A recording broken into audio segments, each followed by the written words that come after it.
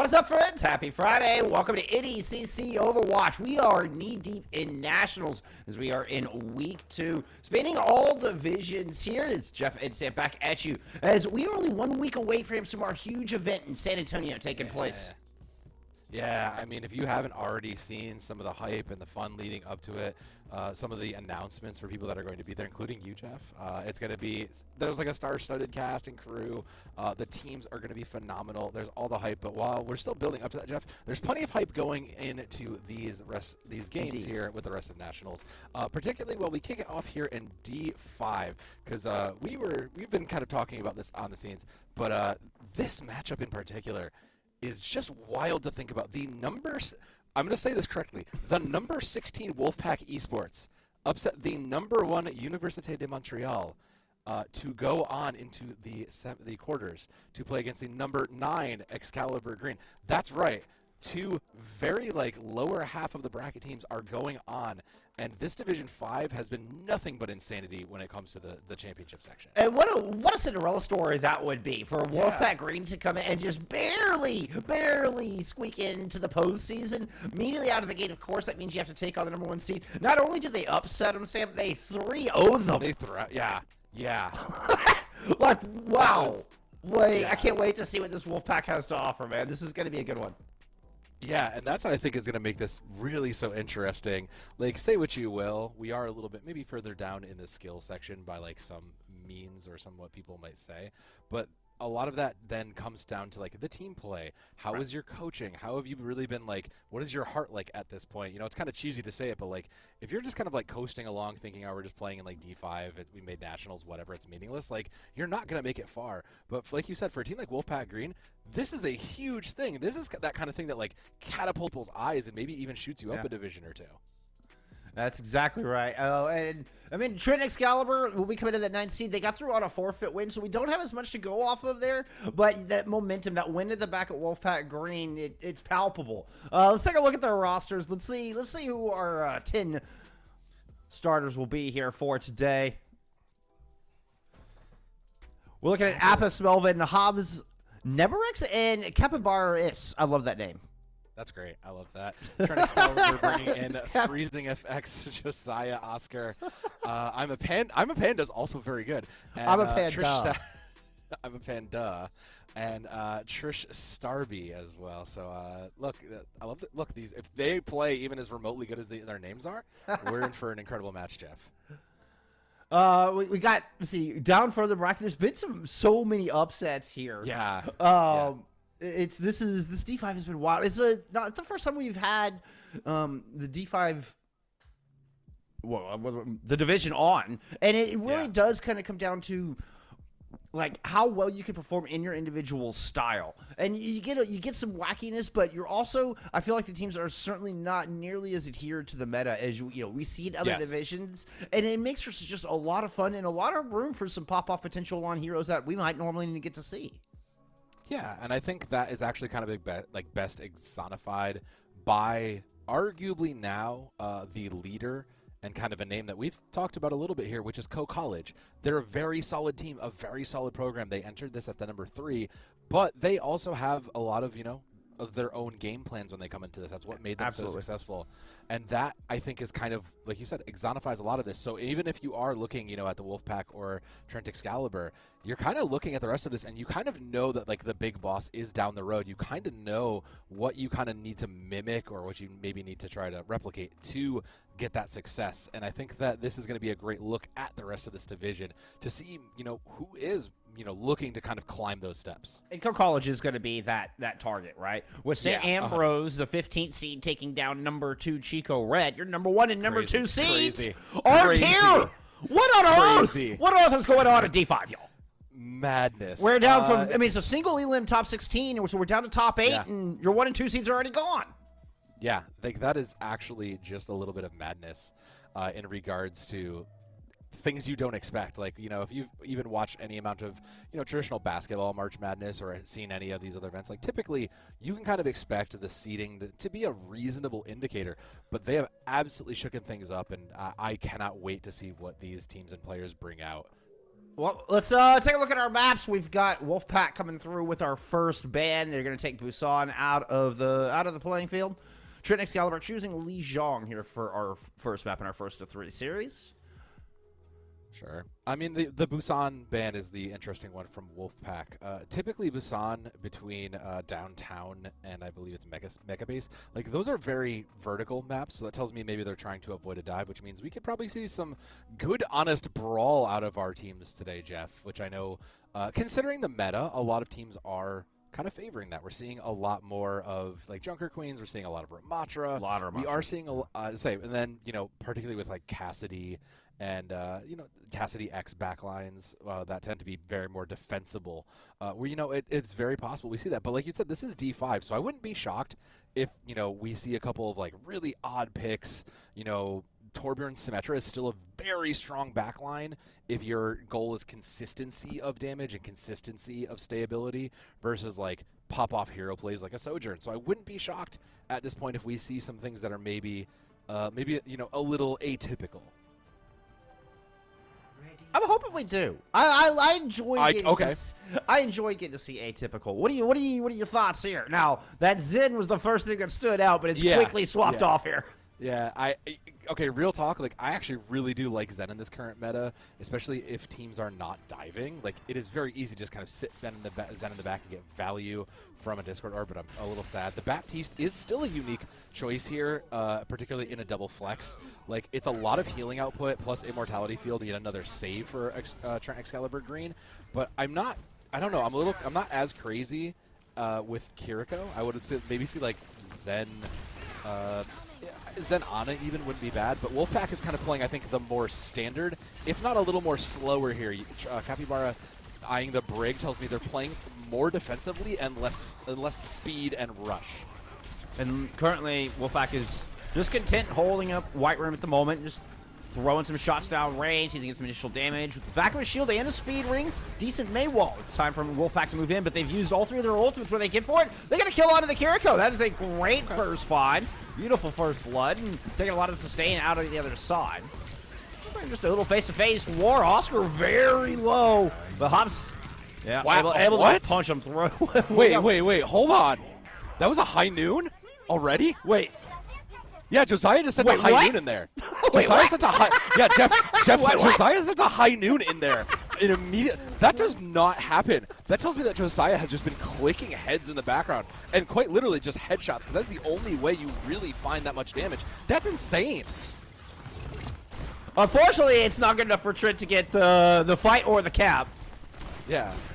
They are able to battle through the wall. You know, we're keeping our eye on Josiah here. Now, in this next fight, I'm looking at Smelvin. You got this Blizzard coming up online as Trent's trying to push in. They do have the first pick already, though. And it's just Brig heals for Hobbs. That's not nearly enough, and Josiah is 2/3 to another one. Yeah, that's insane. Josiah has been clicking those heads, and like you said, the ults were online for the Wolfpack Green, but they made the smart call to not send anything in. They could have used Blizzard maybe to stall for time, but instead they're going to now come back with 2 incredibly good space control ults with Annihilation and Blizzard, so they'll be able to kind of, heck, if they even want to set him up an easy, like, you know, high noon freeze play, like, there's some great things going on for them. Trent does have Antmatrix in addition to Kitsune Rush coming up, but that's going to have to stall here, basically. Those are basically just going to be used to stall out against these ultimates. Good wall. Back there. Blizzard yet. Anybody get hit by a Lou? Oscar actually backs up into it. Yeah, it's an enormous Blizzard. Tristar doesn't get the the Immortality Field up through that Blizzard. Gets frozen before they get the lamp out. It's a little tough. Again, this is where Baptiste has to play a little bit safer, because you really can't, as much as you want to be in the brawl and making sure you get as much value as the heals as you can, you also have to play a little bit safer so that you don't get punished for, you know, having to throw Immortality 2 field. 4 ultimates up for Trent now. There is no Orbital Ray still in play. Neberix is a little bit behind in that marker, so they could overwhelm this. They just can't afford to go long. Rally popped here to protect against the freezing effects blade, and successfully does so. Deadeye from Appa. Josiah answers, gets rocked out by the Annihilation. Hobbs is able to find a pair, and a good job from Appa to pull the trigger on that Deadeye first. Yeah, as I say, it is hard to push through. They don't have the positional advantage from Trent Excalibur, so threw a lot of ults into an unfortunate lost fight here. 85% means we're coming into the last fight now, and Nebrix is holding on to that orbital ray. It's going to get played into counter out. I'm a Panda's Kitsune Rush, though, so this is a really tough rock and hard place for Trent. The orbital ray is in fact in, and Hobbs wants to just hold this corner. They may well invest to try to make that happen. I like how the orbital ray actually comes back to the point. Yes. Smartly placed there by Nebrix. And it allows them to just kite inside their own beam from space, all the healing and all the damage they could want. They're going to leverage that into an opening sub-map win. Well played there out of Nebrix and the Wolfpack. Jeff, are we sure this is a 16 seed? I mean... That doesn't look like a that does not look like 16 seed behavior. I'm going to say that. That is an impressive Wolfpack squad. Now, you could make the argument that maybe their comp is very simplistic. It's very simple. Get a freeze, make sure everybody kind of follows in and rallies, make sure the brig peels. You know, very fundamental Overwatch things. But they executed it so well that it's really hard to critique it in any sort of way. Like, we see this same comp played up in D2, D3, D1. Oh, yeah. With teams that struggle. I mean, that's what, like, sub 10 deaths for the side of Wolfpack Green? Exactly. That's 10. Impressive. Wait, no, it's 8. I mean, it's 8, excuse me. It's 8, yeah. I mean, that's there you go. That's why casters don't do math. That's why casters don't do math. But that is, I mean, you're talking 4-1 team fight wins. Now, that's crazy. Though the damage out of Josiah cannot be denied. Josiah was 3% away from a third Deadeye to Apple's 1. Yeah, just hitting shots. That tells me that they are just clicking out of their mind right now, and that is how you go on to cause upsets. That's how you go on to play for this. But the D.Va comp now is a lot more defensive, but you can't afford to get caught out if you're Oscar. I mean, and on paper, the D.Va works well against the Pharah, but never gets a chance to get any kind of map control. Immediately ran over. Well played once again out of Wolfpack. You know, admittingly, I'm still not crazy. I like the Juno Baptiste a little better. I'm not crazy about the Baptiste, but I do think it can bring some value.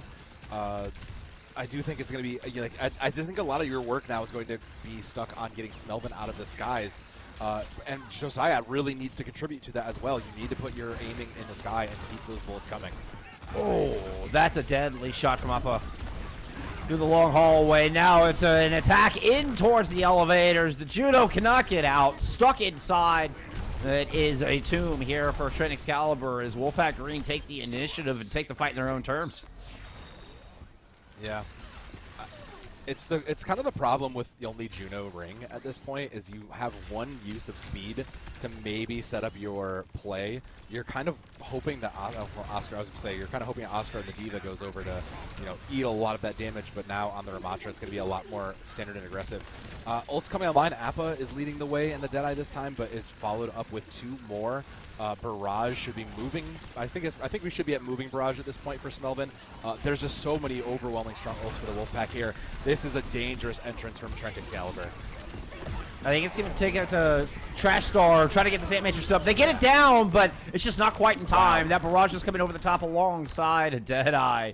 And Wolfpack, oh my goodness. Yeah, 16th seed, question mark? Yeah, I don't know about that one, Jeff. This is not playing like a 16 seed, and good for them. They are hungry, and they want to win here. They didn't overinvest, too.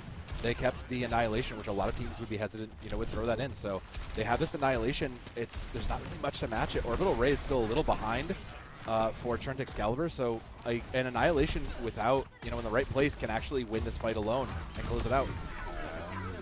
Yep. Yeah, it's just going to do it. Yeah, Hobbs goes into the front line. The Immortality Field will get taken care of. The Deadeye can't find anything despite the prowess out of Josiah with that hero. And this is going to be a flawless round. I don't think there were any deaths from Wolfpack Green during that one. Yeah, I actually don't really think so. There might have been one, but wow. What an opener from our 16th seed, the Wolfpack Esports.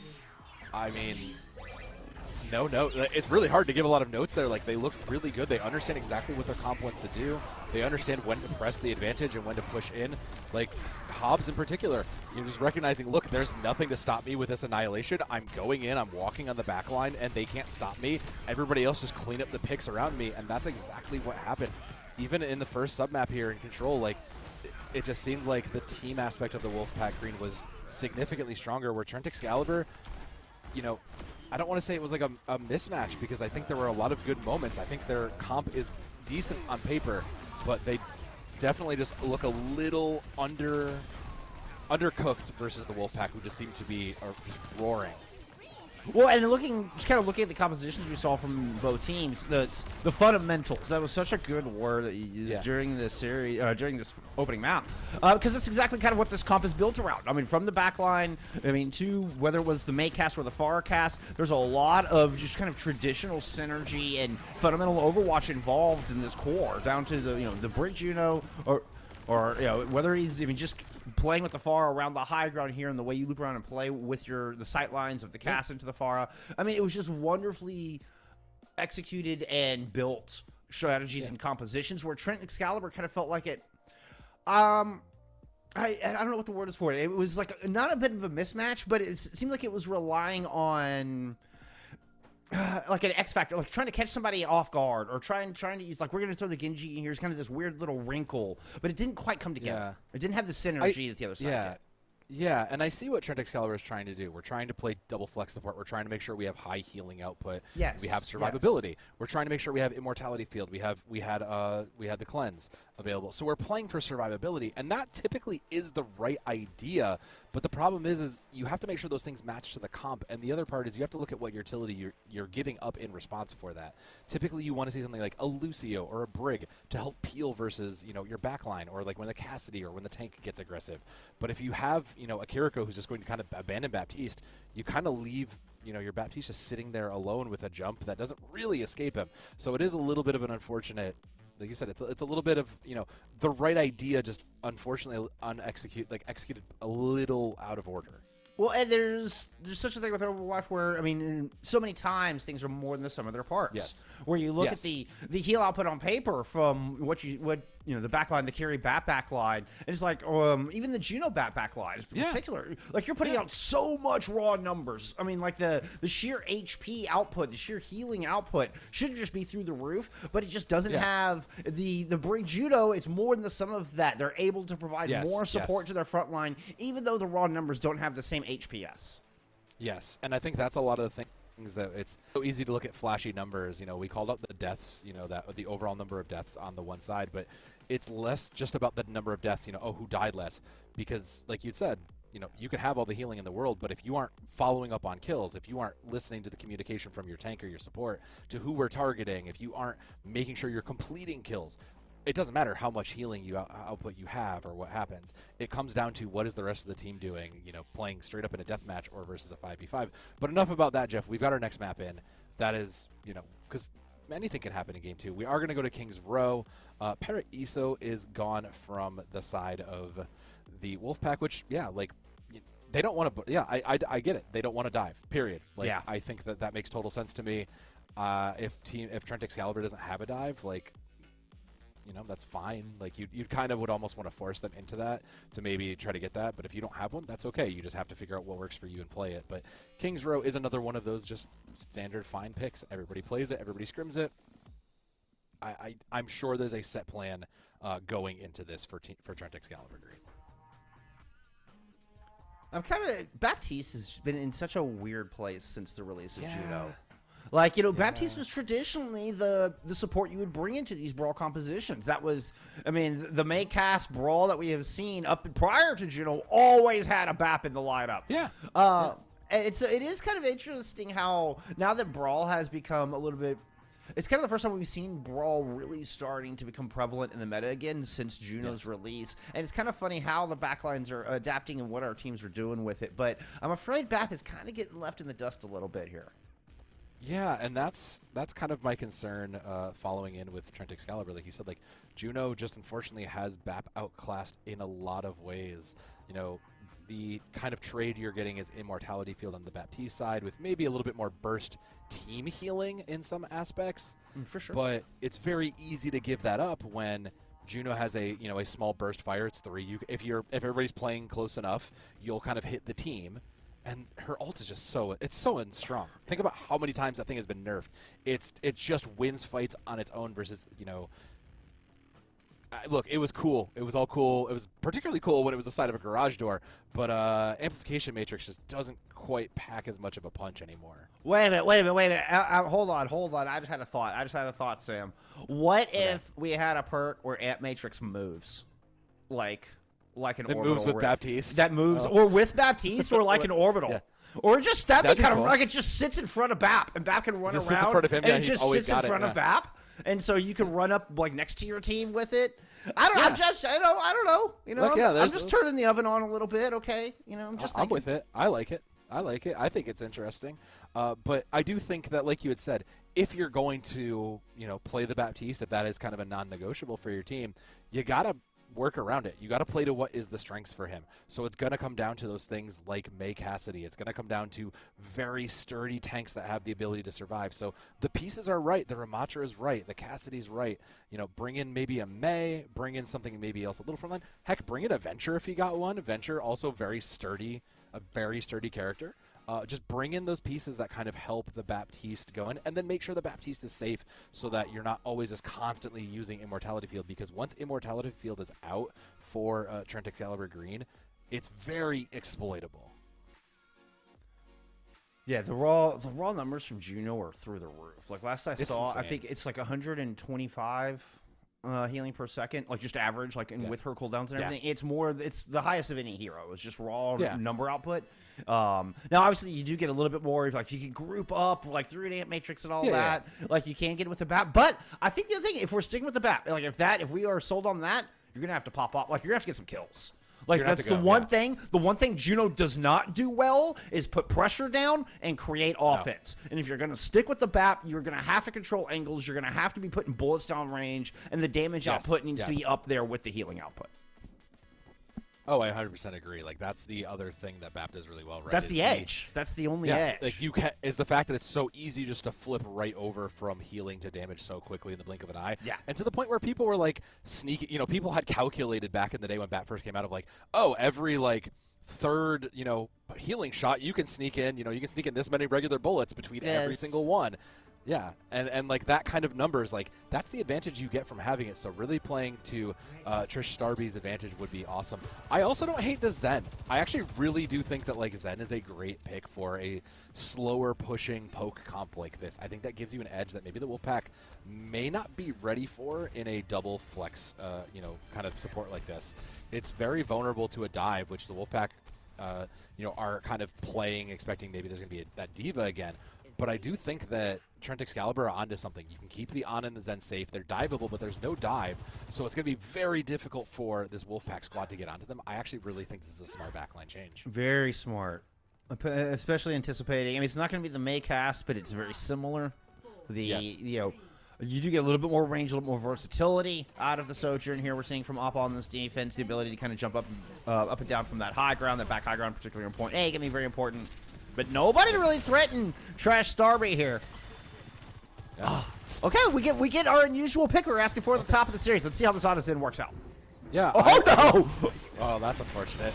I mean, the Ana is going to be the real playmaker here between all of those. The sleeps, the purples are going to be so valuable. So these Anas are really going to dictate the pace of the game here.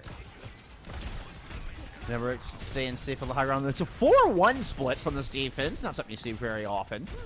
So Trent can perhaps now freezing over to a Genji. Get that Genji up to the high ground. Could kind of topple that one cornerstone. But so far, not able to find entrance. Hobbs is able to hold the front door. And Josiah is popped early here in this fight. Ooh, and Oscar's separated from the rest of the squad. And with that shield up, that means no healing coming their way. They're able to make it back, but yeah, that Vortex will be the end of it.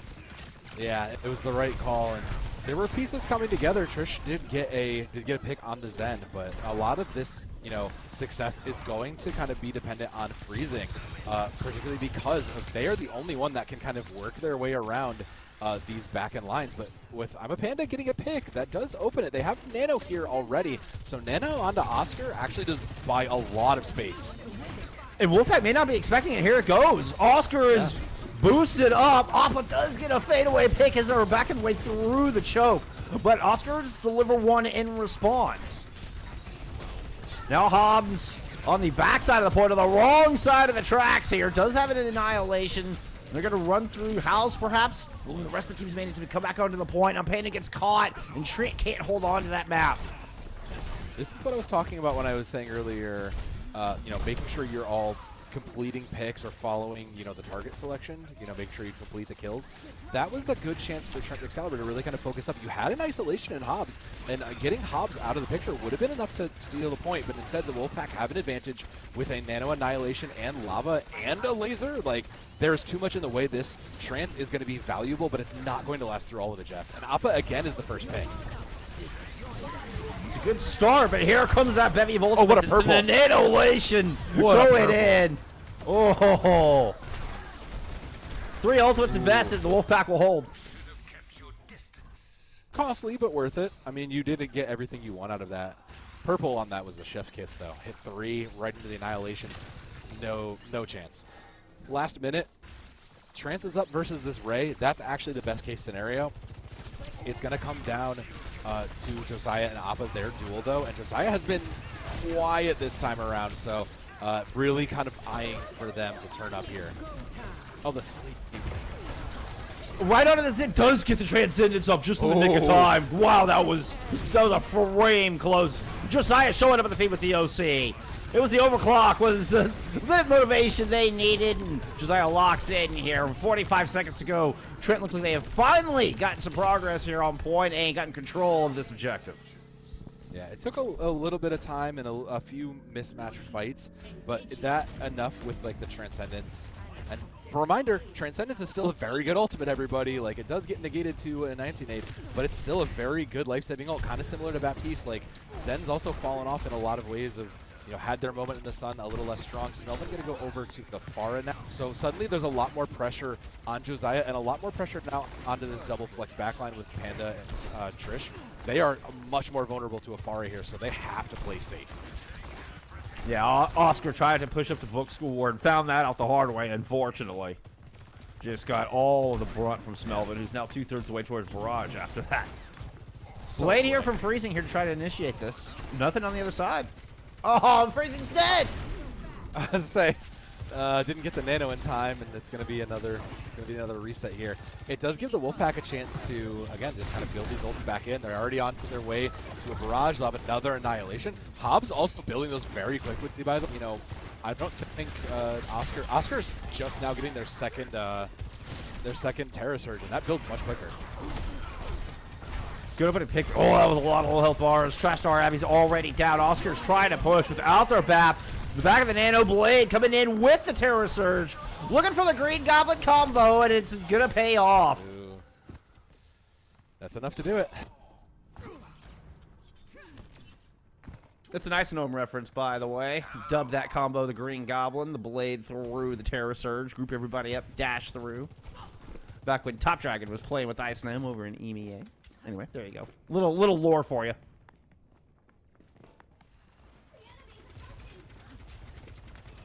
Barrage ready from this defense. Oh, God, there's a lot of ultimates for this back quarters. It was a good fight there out of Trent Excalibur, but they spend everything just to get into the first leg of this objective. Now Hobbs has a nano boost. In the backline is Smelvin lurking. 12 health is able to sneak around the corner. Josiah's going to find him, but there's that Annihilation down low from Hobbs. And yeah, the overwhelming ult's thrown in. There was a nano thrown onto the Ramatra as well. I think I did lose Sam somewhat in here, but that's okay. We'll get my friend back in here shortly. You're just gonna have to deal with me for the moment. Ooh. Hobbs able to fight Freezing. Just gonna buy more time. Something Trent Excalibur do not have a whole lot of. They need what precious seconds they have to build up towards some of these ultimates. As it stands, it's just gonna be an OC. Josiah was able to deliver an important pick with their last overclock. You're going into a whole lot. Hobbs so low. Get that kill. Josiah is gonna find it. Oscar manages to avoid the barrage. Even gets slapped. Good play out of Iron Panda. Now a Dead Eye to contend with. The deflect will help deal with that. Up and now backing away after their ultimate thrown in. Capybarbus holding on to that orbital ray here for a last second recontest. Trent Excalibur will have an Amp Matrix to go into that and have had the ability to build up towards some of those precious ultimates modes. Notably, I'm looking at that nano boost. Could also be thrown onto Oscar just to help fortify, or onto Freezing. Freezing already low into this fight. The orbital thrown in. The M-Matrix is down, but so are 2 of our supports. Armor going into the back line, and now with the Nano Boost thrown in. So that was just a raw. That was an orbital powered Nemesis form. Hobbs is going to hold the line here. Oh, welcome back. Welcome back, Sam. I'm back. Yeah.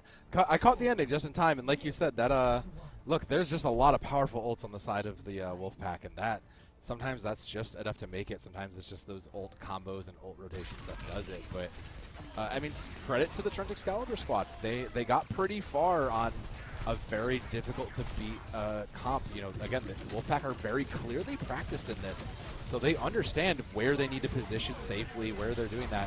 Whereas the Trent Excalibur squad, it seems like they're just trying, you know, they're kind of losing by just getting, you know, a little bit, I don't want to say outplayed, but they're kind of losing their own positioning game, right? They're maybe peeking a little too far or getting a little too deep when they should be, whereas Wolfpack is just, they understand it, they respect it. Trent Excalibur win on things like Nano Blades, but you can't count on those combos all the time. I mean, I certainly wouldn't say Trent are getting outplayed, but they may be getting a bit impatient. Yeah, it's a very slow comp, and you need to be patient for something like an Orisa poke. And I don't even just mean with the timing of your engagements, but also the use of your ultimates, right? So it's I think got a little overzealous there at the start of point B and kind of blew their macro early because they're like, no, we got to push through this choke right here, right now. We've got the ultimates. Everybody hit Q. Let's get through. And it's like, wait, we didn't save anything for the back half. Yeah, I do think the other one noting is that Hobbs like continues to go in and just kind of get unpunished and unchallenged. Like it is. I get it, tank is a big beefy role that is scary to play against, but at the same time, like Hobbs is very easy to beat when you focus in on them. So, you know, if you don't think you're winning by getting into the back line, you may just need to focus on overrunning the tank line, and something like that can be done. Like the Wolfpack are doing it right now. Josiah's able to find first blood for this defense, so good start, slowing that Wolfpack advance. Already does not make the rotation. Hobbs is now isolated inside a house. Trent, you need to move in and find that tank. You've already given up freezing. That shouldn't have happened. Hobbs is just living in here. What, did you just rent out the Airbnb? What, did he pay you rent? What's going on? Yeah, and again, these comps are so dependent on space. Right now, the Wolfpack, they are getting it. They are Hobbs is where most of the backlines be. Like, usually you'd have Apper or Smelvin in that position, and Hobbs just worked his way casually around. Is Hobbs wearing a cloak of invisibility? I am flabbergasted they're able to get this far into the defense unchecked. Finally, all attention turns their direction. Panda was all the way through hotel, turns around and surprises Hobbs. I would not have expected that. Did not expect the on a jump scare inside a hotel. It is a 2-for-1 trade, though, with the Wolfpack starting to press in, starting to claim this space. You can see the speed read from the Juno's up here. That was a fight. That was a fight. Yeah. It's scrappy is what I would say for it, but the Wolfpack did come out on top. I mean, it makes sense, like with how Wolfpack's, they slowly played it. They took control of the space and then set up their DPS to win and succeed. And they're going to take the space and hold it here and deny the push back. Trent Excalibur not going to get the touch in, and I mean they don't really have the ults to like make a strong pushback anyways. I think. Oh, what a shot before the wall! Wow, that's nuts. That was clean. My goodness. Yeah, wow. That'll send a serotonin boost through your brain. Hobbs is going to pick up another one here. Just continue to pile on the hurt, and Hobbs continues to lead the Wolfpack marching through Kings. Annihilation now, just to add insult to injury. Yeah. Wow. Oster's able to answer, though. Trent has got one in this, but they lose Trash Star. Can they finish this fight without their Kiriko on the box of victory? This defense is stabilizing, albeit barely. Yeah, but they need to make sure they can hold a lot, because they have a lot of time to burn off now. And, I mean, Widow's still okay here for the Wolfpack. But, like, Trent, they have a Kitsune Rush, they have a Nano. Majors are coming online soon. It's really, again, down to Josiah. Gonna be the orbital tossed in from Wolfpack first. Molten Core, and Josiah gets the nano boost. Now has the overclock. Has already got one kill on the Nebrix. Slides in, gets Capybara as well. Josiah delivers when Trent Excalibur needed him. The hero is here. Wow. Yeah. Wow. Phenomenal. I mean, we knew Josiah had a dang good shot there, and That's kind of what I was hoping, and this was going to be my other thought for Trent Excalibur's successes. Look, let's just get Josiah the sightlines on a Cassidy or a Sojourn, because it's clear Josiah can hit those heads, and on a character like Sojourn, you can take over a game. So I like, let's just hold these angles the best we can and keep Josiah safe. That may be the way that Trent gets a hold here. Try to leverage resources into your hit scan. Oh, Smelvin with some nasty directs early in this one. Kind of put Oscar on the back foot a little bit, but did get slowed. Still, Wolfpack are able to turn the corner. Barrage is trying to get around this final leg. Smelvin gets popped, and does enough damage. Wolfpack are able to capitalize. They find those kills. Focus fire on point. And this is going to be a 2-0 lead for Wolfpack Green.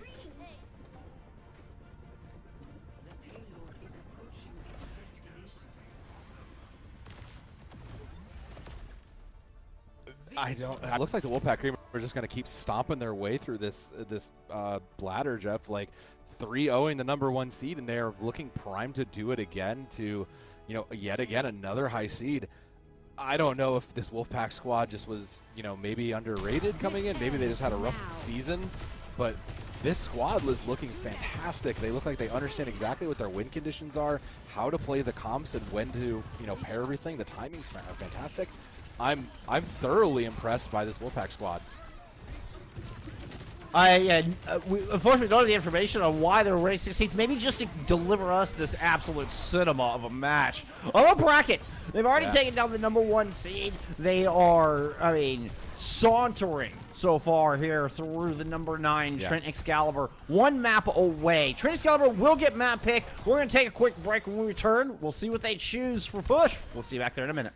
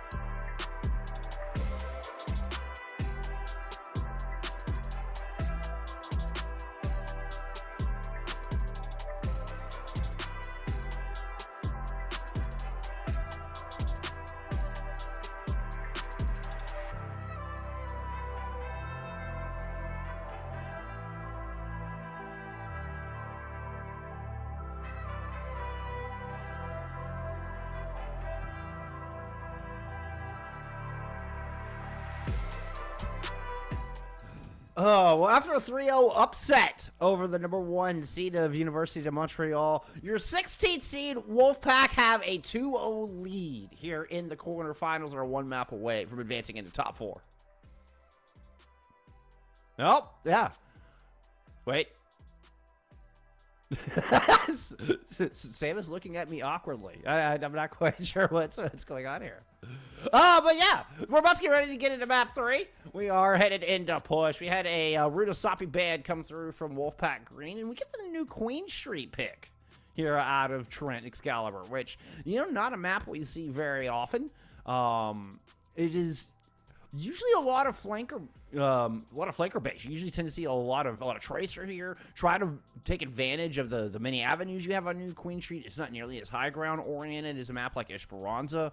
And where I think this is actually a smart pick, where the Ramatra Brawl has been so very dominant out of the Wolfpack coming in. I think, you know, where we've seen Esperanza more often than not here lately, that I think this is a good change to try to go somewhere different. We did get a sub coming in. So on the Wolfpack side, we have Otzel coming in for Smelvin. So we saw Smelvin picking up the Pharah most prominently in the past couple maps. I think played a little Torb in there as well. But so we do have a substitution there on the DPS side for Wolfpack, despite the success in those first couple maps.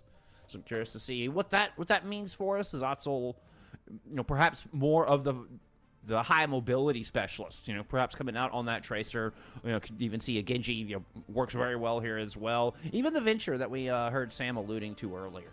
I do love some good Venture gameplay. Okay, Otzel does show us the Genji, which we saw freezing effects leaning towards this Genji earlier. So this is starting to make sense. It's like, all right, yep, this is all tracking. We're seeing Trash Star Abby, or Trash Star B, Trash Star Baby. Meh? I'm gonna go with Trash Star. Trash Star. That looks right. That looks right. Sure. But they're sticking with the Zen here, Sam. Yeah, I mean, I do think the Zen had a lot to offer, particularly, like I said, in a world where you're not worried about the dive, but with Otzel coming in on the Genji, I do think it looks a little less stable. Yeah, I think that is a huge asterisk on that. Now there is that Genji to worry about. We'll see if Trash Star can get the kills. I mean, this is all about, can you land the shots? Can you finish off? And immediately you see Otzel is hunting down their prey. Yeah, they are on Neverix. Yeah.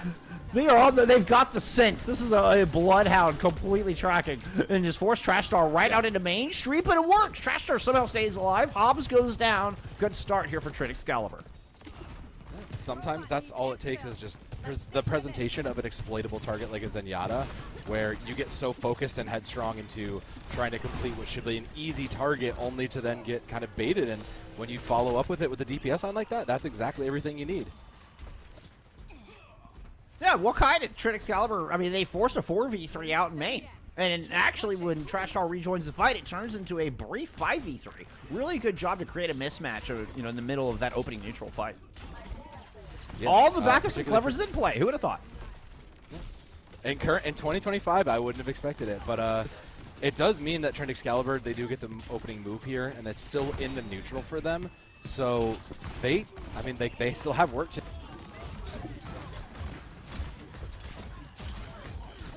Continues. Looking good here. Okay. Late kills. Well, I mean, I don't even know if that was even a second fight. I felt like Trent kind of won that fight before it even really started. It's going to be good enough to get him a minute 40 cap here on New Queen Street. Quite a turnaround from the last 2 maps. We also did get word during our break that Wolfpack were in Division 4 last season. And that could have affected their seeding here. So one of the reasons that Wolfpack looks so darn strong for being the 16th seed here in this tournament. And, I mean, it does explain the little bit of chip that we're seeing on the Wolfpack shoulders. They want to get back up into that Division 4. You know, maybe a lot of things starting to make sense as Oppo lands some beautiful shots to find opening pick here.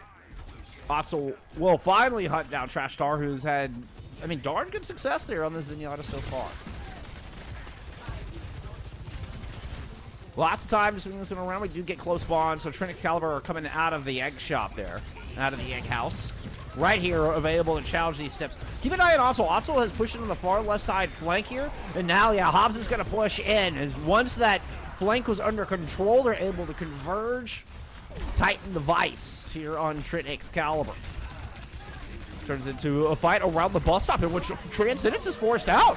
Not too shabby for Wolfpack, but can you answer? Also goes down to the Terra Surge, not able to get the blade up, and it's Freezing who has the answer. Annihilation and Orbital mode proves to be too much, even for Freezing's Dragon Blade, and Wolfblade trying to hold the line. They're trying desperately to hold the line with this Annihilation. Hobbs is backing up, but just health was fluttering between 790 and 800 for that entire disengage. They do get the checkpoint, but do not get the lead. We must retain the robot, or we cannot advance.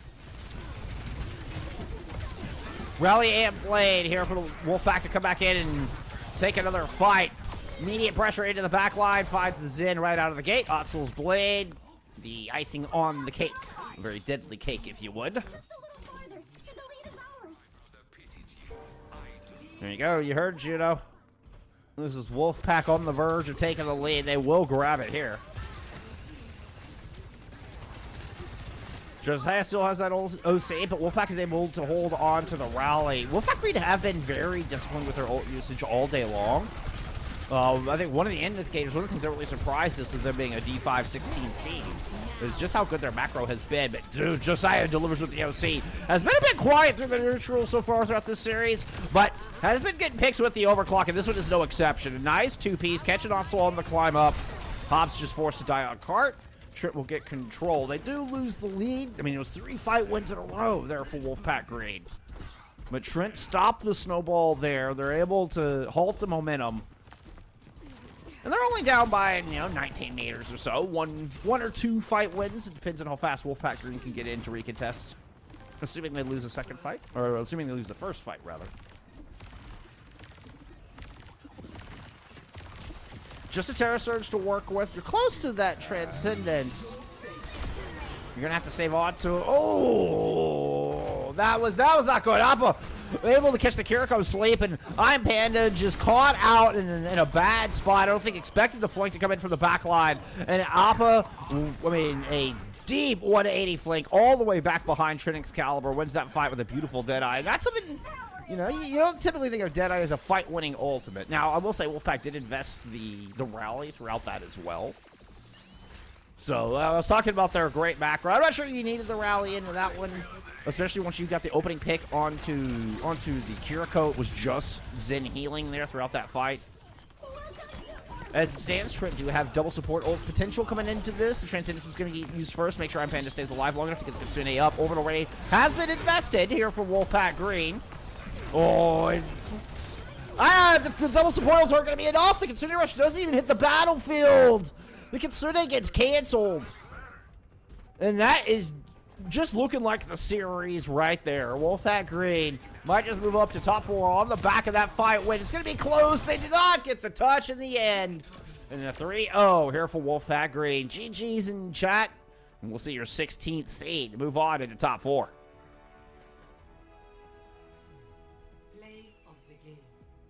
I gotta say, I do love that the new Ramatra Gundam skin. That looks clean. It looks clean. As has Hobbs play all day long. It's got a fresh look. And the play was definitely so fresh and so clean here from Wolfpack Green. We take a back look at I don't know how this whole match went down. I mean, it was pretty one-sided the whole way through. Wolfpack Green took control on Li Zhong. It was a 2-0 shellacking there on Li Zhong. Trin Excalibur barely able to find any picks through this one. And it really kind of, right out of the gate, showed us what Wolfpack Green could do with these Ramatra comps. Talk about her in D5. Really just, D3 and below in general can lean into one kind of identity, one style of play, and really just perfect that. That's what Wolfpack Green have done here with the Ramatra Brawl. They have clearly invested all of their script time, all their play time into just being the best Ramatra Brawl team they can be, and it's paying dividends here in Nationals. Beautiful shooting out of Appa all day long. I still think Hobbs has got to be your player of the match. We don't really do MVP. I mean, Overwatch is such a team game. It's so hard to do MVPs. What we see in the kill feed, when you see somebody popping off, it is definitely a result of a team effort. But Hobbs, definitely, from my eye test, felt like the the leader that propelled Wolfpack to this win today. But pop-off performances all the way around. Big congrats on this 3-0. You can see here just in our map recap just how dominant this series was here for Wolfpack Grade. I think dominant's a good word for it, Jeff. It was so dominant and it kicked me off of the internet. I think just dominated its way right into the broadcast. I say it dominated its way through the broadcast, but I was able to catch parts of it from the void. So, but I will say again, this looks like a Wolfpack Green. Like you said, we did get a little information that maybe the Wolfpack are going into this a little underrated, but I still do think that even if they were to come up and even if they were to place as high as like, up 10 or above, I would still think this team is still performing incredibly well. So I don't think, regardless of the numbers, regardless of where we are, I think the Wolfpack is performing very well, and they deserved this very dominant win today. Oh, they earned it. They 100% earned Yeah. it. All the way down the board. You can tell they've worked very hard for it. Wonderful discipline from them. Can't wait to see more from this Wolfpack squad. They've definitely pinged my radar here, Sam. Yeah, definitely. What a performance. Hey, they're top 4. They've officially moved on into top 4. We're moving on here through our bracket. So our first match for the day is done, but we are not done. We are going to come back here. Let's see. We're going to do some D4 when we return. We're going to have GCU taking on Cumberland Phoenix B when NECC Nationals continues. Don't go away.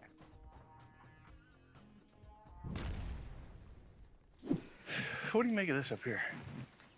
Just showed up in the yard a couple days Is a ago. dog been digging in there? I don't think so, dude. That goes way down in there. Seriously, did you just lose your meat stick? Yeah.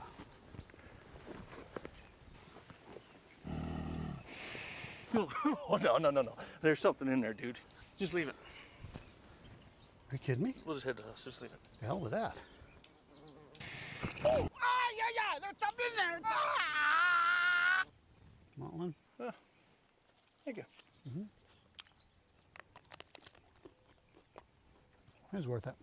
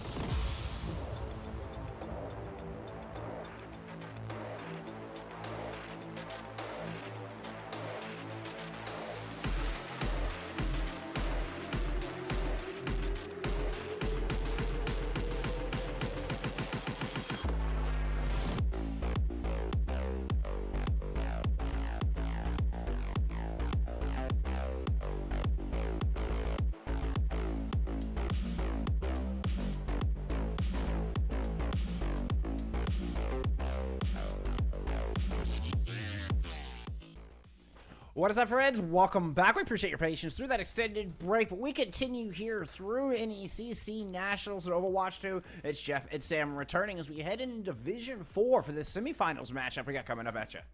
Yeah, one step closer, but closer to some familiar names also. We've got GCU, Grand Canyon U, for those who need that explained, coming up against the Cumberland Phoenix B squad, which, if you don't know, the Cumberland Phoenix squad is one of those teams that, you know, is constantly near the top. They're always kind of teetering into that ranked range. They're in D1 here in NECC. So this is, you know, I think it's kind of expected from this Cumberland squad to be performing as well as they are, even if a number 6 feed to make it into this, the semis. You know, I think this is kind of where we expect it to be, and it's expected to be a great match for that. And this Cumberland school, they've made such a big splash across all of esports, and now here we're looking at their academy team here today in Division 4. But you know, just came from another live collegiate event. You know, I was visiting yesterday, and I got to tell you, the response when Cumberland's name gets mentioned is just absurd. The whole house just erupts in applause at Cumberland Phoenix. It's just kind of a fan favorite here in collegiate Overwatch. I mean, again, across all of esports in general. Take it on. I mean, GCU. This is a squad they're coming in as your second seed. I mean, theoretically, on paper, are going to be your favorites coming into this matchup, at least from what we can tell. Yeah, I mean, I don't particularly know much about them, but I do know that, like, coming in as the number 2 seed behind a team like Anna Maria College, that's a pretty big deal. That tells me that their season coming into this was fairly good, and this is a great test for this squad. Like I said, it might appear to be a number 6, but they did take down the Phoenixes did take down the number 3 Drexel squad, which is no joke in itself. Drexel's got a pretty decent squad in themselves, so a great test for this number 2 seed as we push into that finals. I'll take a look at our starters here for this Division 4 semifinals matchup. This is a single elim bracket with a top 8 teams were able to make it into this bracket. So we are currently in top 4. These two teams fighting for a chance to move on into the finals and into the top 2. Well, they'll face the winners of Anna Maria College taking on Carthage Firebirds there in the other side of this bracket. But lots to play for. Yeah. Of course, always the opportunity to make it in for yourself and try to see if you can fight your way up through the ranks and, you know, punch above your weight class. Anything can happen in playoffs. I don't care what number is seated beside these teams. Anything can happen here, Sam.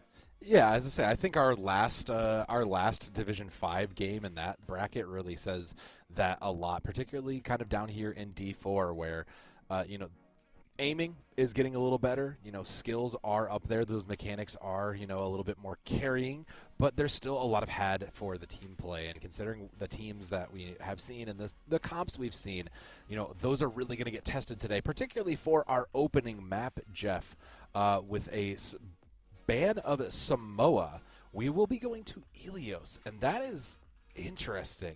That is not normally one that teams like to go to, but it does tell me that we will be going to dives, you know, like a dive or dive adjacent kinds of comps for Grand Canyon U. So that's interesting. I'm really interested to see what they cook up about this. Yeah, it's very rare we get somebody picking Ilios. This tends to be one we see in the lower half of the screen more often than we see here on the left side of the screen. This one tends to get banned out way more than it gets picked.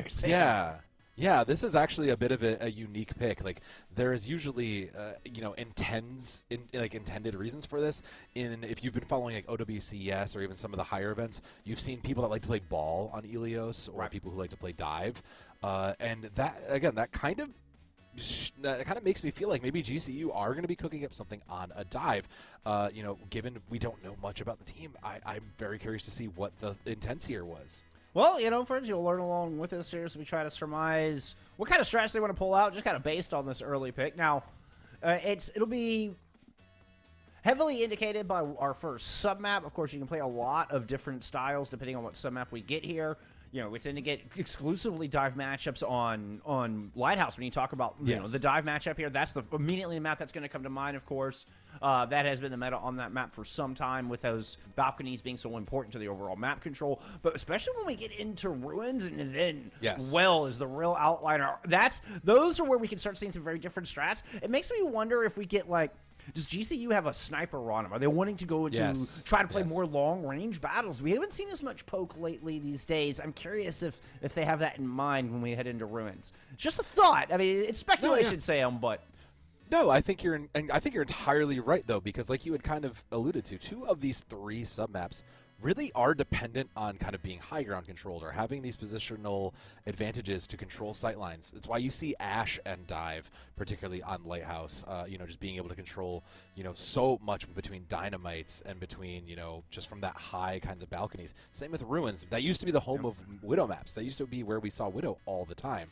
But like you said, like this is kind of the oddball one. You do have a little bit of a high ground around the outside of the building itself, but like a lot of that fighting tends to be in cage, kind of on the other side of the well. So there's going to be a lot that, like I said, this feels like we're playing for a very vertical match for Grand Canyon U. So I'm very curious to see what they bring in, because if they just picked this to kind of run Ramatra down mid, I'm very interested to see like. That just kind of tells me we're playing for a comfort map, because like we alluded to, this map does not see a lot of picks, so maybe GCU just feels comfortable here. Yeah, I mean, really well is the only place you can run Brawl, I would think, just because of it does get a little claustrophobic, where you actually where the fights take place, very little actual geometry to work with and work around, so Brawl can be very strong. And as a matter of fact, spoiler alert, looks like we are going to start on well, so we won't have to wait too long to get an answer to that one. Of course, the Brawl not as strong on the other 2 maps. No, not at all. But this would be a map where I would love to see Freya. Unfortunately, we'll get no Freya here this tournament. Their new hero. We got to give our teams time to kind of get acclimated and how the new hero is going to affect the meta and affect balance and things. But this is one of the maps and one of those situations that would be kind of cool to see. Alas, we will get Sojin for both of our hit scan players here to start off. I mean, that's kind of not surprising, though. This is about that line where, this is about that line where, like, Sojourns are able to kind of hit those headshots and make sure those rails get value. Pingu on the Diva is kind of closer to what I would have expected for well, if you're not going to run Brawl. It's a little bit more isolated, but it is a very sustainy and very mobile comp out of Cumberland Phoenix. That kind of reads what I would expect. Is Grand Canyon's actually going to come out on the Hog? I don't know that anybody's really going to be prepared for this. That's interesting. Remington's really going to be a difference maker on just like Elims alone. It's going to be hard to get people into the well like you might try to, but it's not impossible. And it's kind of just trying to play that rage. Obviously, you could go for the fishing. Pingu is just going to circumvent all of that altogether. So right into the high ground, and it leaves the back line open. As Pingu pushes in that deep, Omni is able to pick up 2, including both DPS, and GCU grab first cap. It's very interesting because both teams are trying to do the same thing. They're trying to play very sustain-heavy comps that want to control the space. Grand Canyon's just doing it with the threat of Hog and the possibility of getting a Elim by environment, and Cumberland is doing it by controlling the verticals and the high grounds with the Genji. Remington's is gonna get a pick, and that is one of those cases where like this Grand Canyon squad can just copy around. Dum's trying to make it back into safety. Pingu is still deep behind enemy lines. I don't think Pingu has left Grand Canyon's side of the map yet. Does get punished the first time, and in fact, same thing's going to happen here. The Squishies end up trying to match that rotation, can't survive that deep in enemy territory, and GCU hang on here. I mean, the staggers are, the staggers, let's just get those staggers back to spawn, but it's very funny because this is a comp you don't, like, you're seeing a lot of pieces you see, but again, the Hog is just very punishing. There is still that almost one-shot combo on those characters that get kind of caught out. We talked about the fundamentals earlier in Game 1. Hog is a check to see if you are positioning right, so we'll see if the Cumberland Phoenix are really doing their homework. Positioning on high ground, try to avoid any direct contact. Wilmington backing away as Pingu just slowly muscles them off of the point. Omni once again, though, showing up in the kill feed. It's been, spectacular with these first picks. Time and time again, Omni is delivering early in these fights and giving Grand Canyon a huge edge. I mean, this allows the Hog just that much more spinning power, that much more control. Pingu will not make it Mac and Mac after that self-destruct. Pulse Bomb lands, and it's another swift cleanup here from GCU. They're looking to take this one at 100-0. I was saying, they're doing a great job of setting up their own game plan to what they want to do. This is a very brawl deathmatchy comp. You're just seeing Cumberland try to, basically play around this Hog and just think, okay, we can punish this Hog very easily. Let's just do that. And while they're too busy focusing the Hog, Grand Canyon is just hitting shots and getting flanks. They're doing everything they want. Oh, this comp's so dangerous in the neutral. They're not relying on ultimates, but Well, speaking of, we've had a couple thrown in. Green trying to equalize with a blade in the back, but with a Kitsune rush, there's all the defense in the world from GCU, not to mention the sound barrier. Now, Snowballs does go down, so sustain can be lacking if Cumberland can outlast the beat, but they cannot.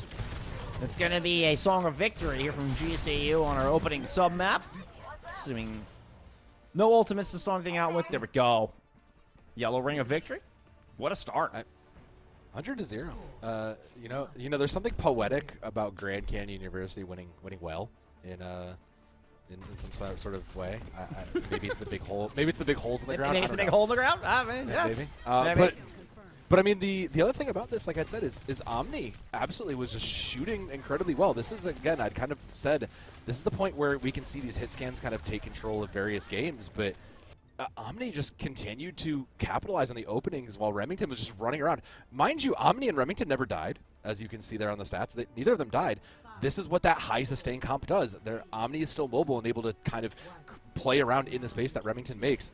I mean, I didn't think the Hog was going to stay, but I actually don't hate it here, Jeff. It's doing everything that Grand Canyon wants to do, and Cumberland Phoenix is kind of digging for answers, and they found the Sombra, but I don't know that the Sombra is going to be a great answer for this Hog.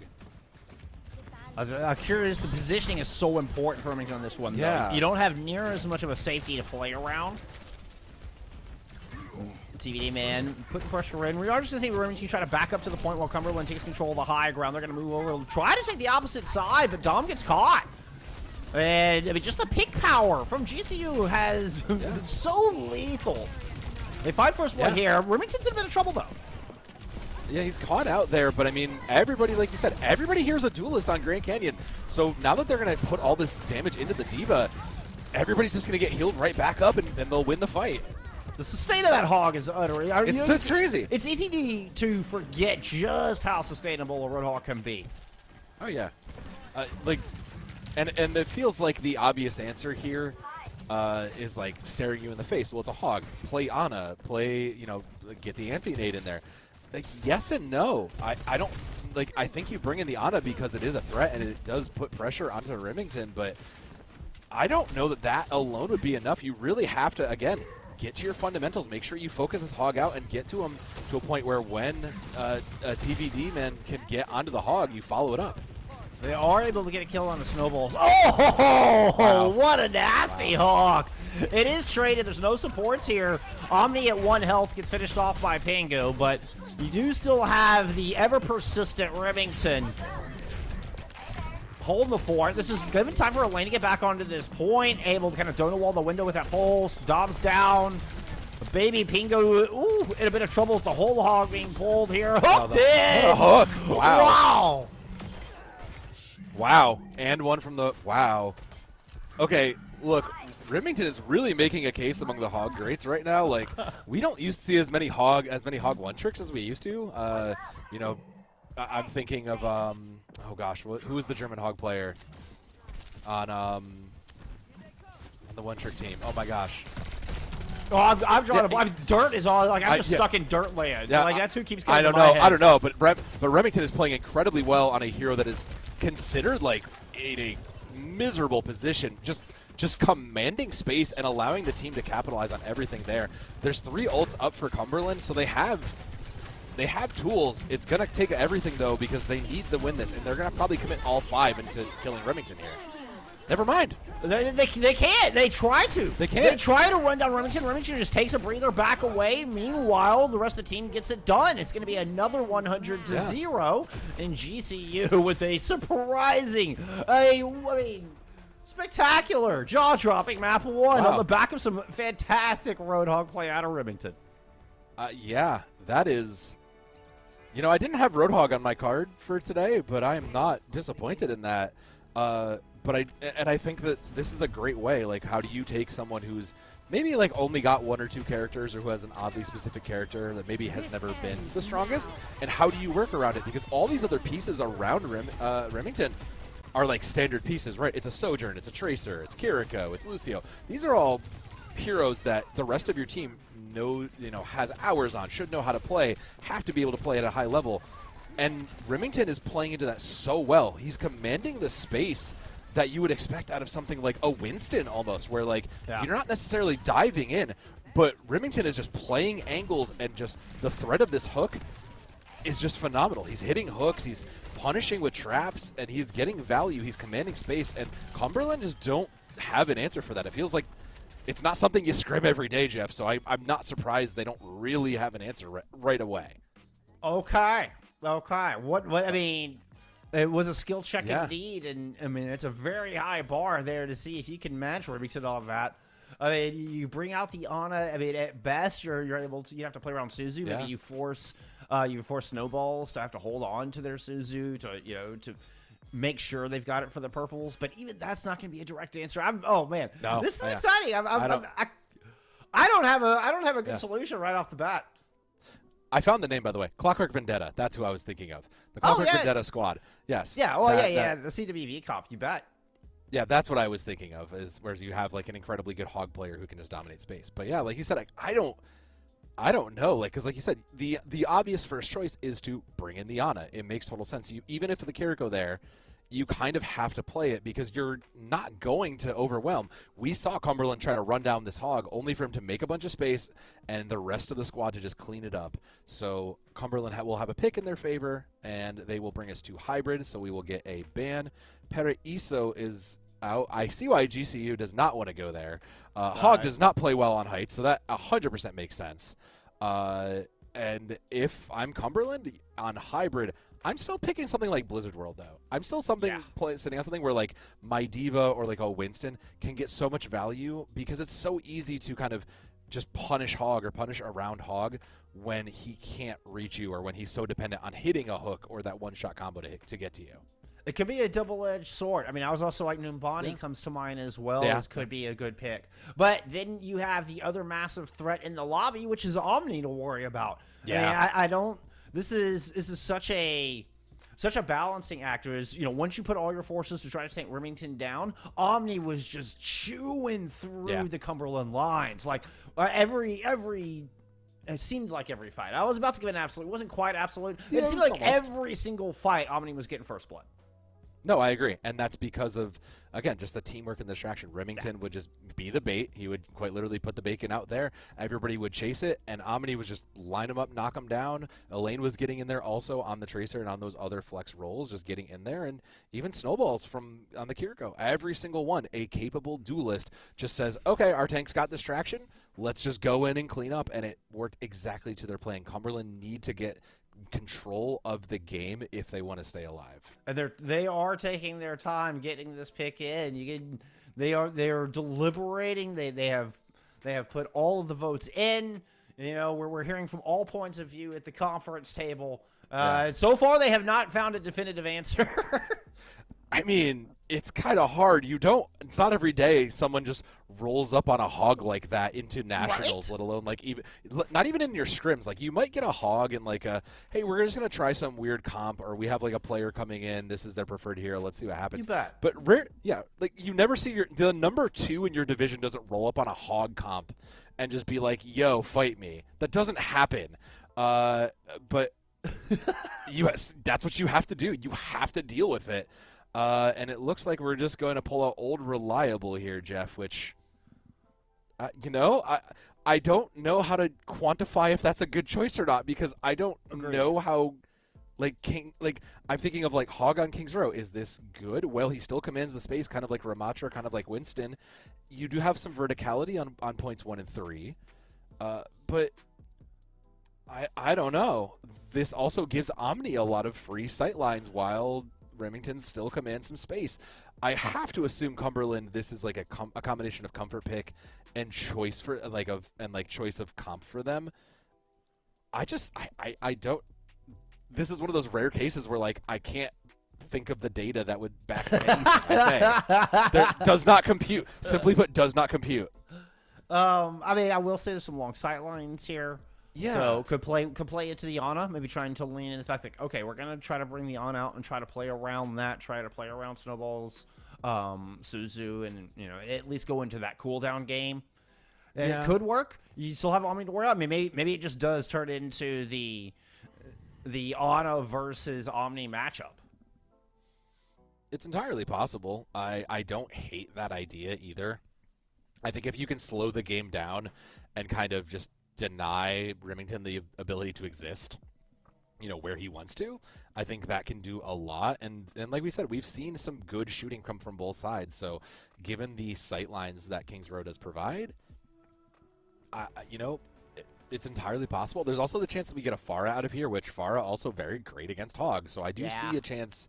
I do see a world where maybe this is, going to be a tougher pick. The other question I think we've kind of been ignoring, Jeff, is, maybe Remington has more. Maybe that was just like their preferred pick for Ilios. Maybe that was like a set play. Just a weird strat.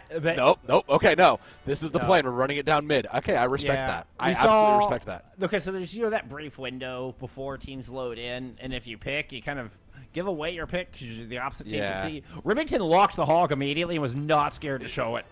Oh yeah, no, there's no question. Remington is just gonna ram this Hog, and he's gonna go. He's made his point. He's done everything he needs to do. He's like, look, I'm playing Hog in this lobby. You have to deal with it now. And Cumberland are going to deal with it by trying to dive it. I think that's probably, or at least dive around it. I think that's a decent plan. I think the question is going to be, can you get on the back line and the DPS line before Remington just kind of, corners you and just hooks you right out. Okay, they're going to play the... I was curious if they go back. Yeah, okay, so we're talking about the little pre-match where you can show off a hero. Hey, we got a new skin for Remington. Okay, went lifeguard here for Kings Row. All right. But Green does end up kind of showing us the May, ends up goes back into the May. So I thought we might get some mind games here. Nope, it is just full-on brawl, run through hotel. Yeah, look at this man's go, Jeff. He is deep. He does not care. Just rotating around a hotel. Does not care. Wow. Side by side with Dom, it's like, wait a minute. Dom's like, that's not my take. What am I doing here? Wait a minute. Yeah. I mean, hey, I respect Pingu trying to go the distance there, but you can't just run past the Hog. The Hog will just one-tap your entire team.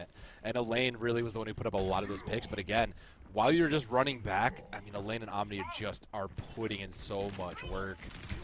I like the idea coming from Cumberland, but this has to be a slower comp. You have to hit the isolation onto Remington.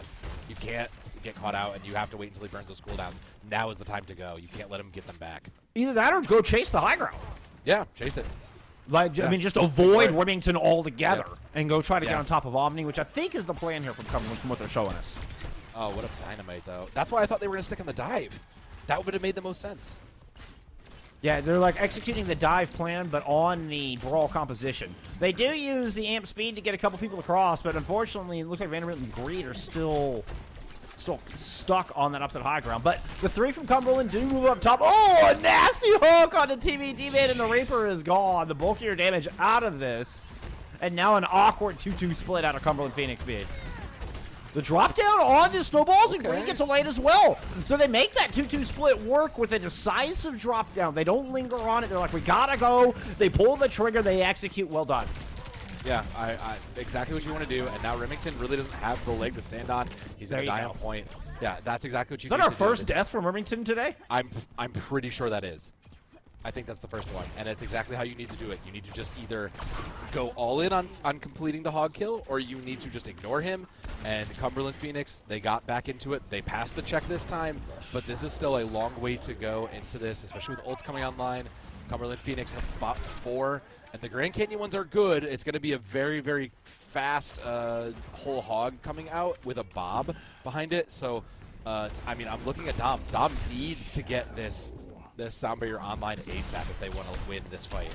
Either that or just kite it all away. Just try it, because those eyes are all so kiteable.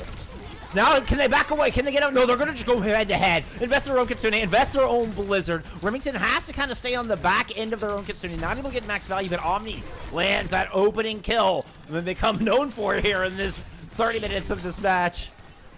5v4 favoring the defense. They still have that bomb to work with. A huge hook, but TVD Man pops the Death Blossom. Oh no, maybe it was a bait. TVD Man was really the threat that you had to worry about. TVD Man was the hook. Wait, how do you lose Dom to Sin? What? How does that happen? And we're investing Bobley as well. Uh-oh. Yeah, Bomber's not going to stick around long, unfortunately.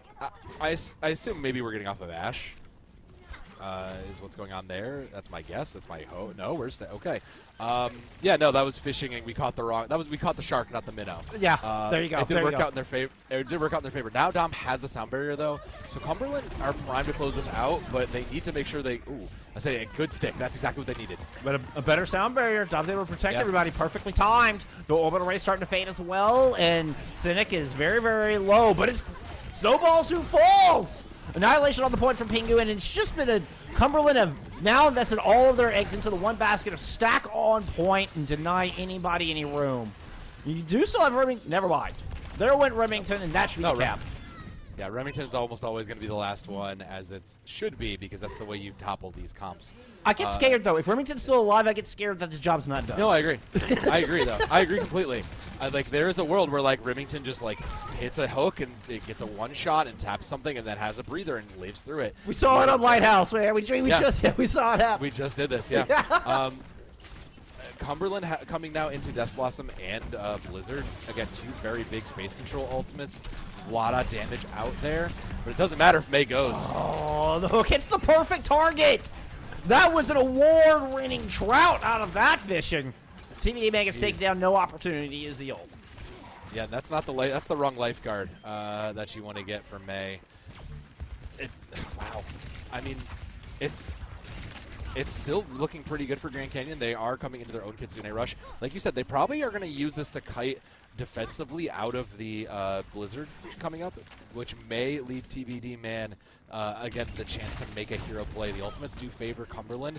They just have more raw power, so watch for Grand Canyon to try to focus on kiting as opposed to, looking for damage. TBD Man battle for high ground right now. He's able to win that one out. Here comes the Blizzard in. Beautiful wall. Poop off the side. Remington just ends up in the pit. TBD Man has insurance here as Cumberland rounds the final corner with over 2 minutes remaining. Still a little time, even with the last second. There's going to be a Kitsune Rush out with Omni's overclock. There's still a lot in the way of Omni, though, so Omni probably not going to be the hero they need in the moment. There's the Shadow Step. There's the Death Blossom. It's a ton of damage, but yet a Kitsune Rush up, and the overclock is there. And is able to help finish off what remains. Remington just kind of body blocked a lot of that. Big boop out of Dumb, but there's only 2 players left as the sound barrier comes in. This is a 2v3, I believe, on the point, and it will not favor Cumberland. No, it does not. Heavy investment for Cumberland too. Yeah, that was everything. Barrier, that was everything. That was everything. It out. I think maybe they played it a little too close to the spawn. I think maybe we should have tried to force the point and force some errors out. They played a little bit close to safety where you can easily get healed back up. But it was the right idea of trying to take the space away. And Omni going down early means that Cumberland has a chance to win this. It's basically neutral, but Remington has a chance to come up huge unless he gets booped off the map. And that's just going to be the cap. And it's, I mean, what a turntables with Omni, who has, I mean, it feels like 90% of the fights coming up with the first blood is just picked immediately. That was exactly what the doctor wanted for Cumberland. I think Cumberland were really kind of shell-shocked by the hog pick on Ilios, right? Like we're all used to hog on well. That's kind of something you're used to seeing, but seeing it come over to here, I think after the map loss kind of gave him a chance to be like, all right, guys, it's a hog. We know what we're doing. Coach has told us we know what we need to do. And you could see it in their execution. They were able to just kind of play around Remington and just kind of make it work, focusing out those squishy targets that once they had, no more teleport, no more amp, or no way to get around, Grand Canyon is very vulnerable. And Cumberland, they knew what they needed to do. They executed it right. But now they have the difficult problem of doing this from the defensive side. And even just quickly looking over the numbers, like it's... Pingu's damage is insane. That's nuts. I mean, but that's just because, think about it, how much damage is that hog eating alone? I mean, Remington healed 5K alone, more than all of than both of his healers. Like, wait a minute. Remington has gold heals. Remington has gold heals. Remington has gold heals. Yeah, Remington has just decided I don't need guys. I don't need healers. You guys just keep winning duels. I'm going to heal myself. That's just insane. That's not something you see all the time there. That is just wild. The Mauga's a different look.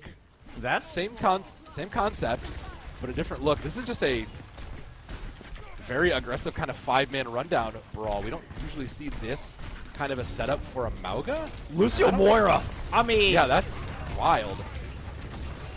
it's very bursty between Cardiac and then the way Moira's heal output. It's kind of an all or nothing strat. You're either going to win the fight early or the team will out-sustain you. There's no in between here. Fortunately for GCU, they are able to find those opening picks in that window of burst damage and healing. Yeah, but Jeff, you know what the thing is? It's the same trick. We've It just is changed exactly a couple the same trick. pieces. Yeah, it's you're not exactly wrong. the same trick.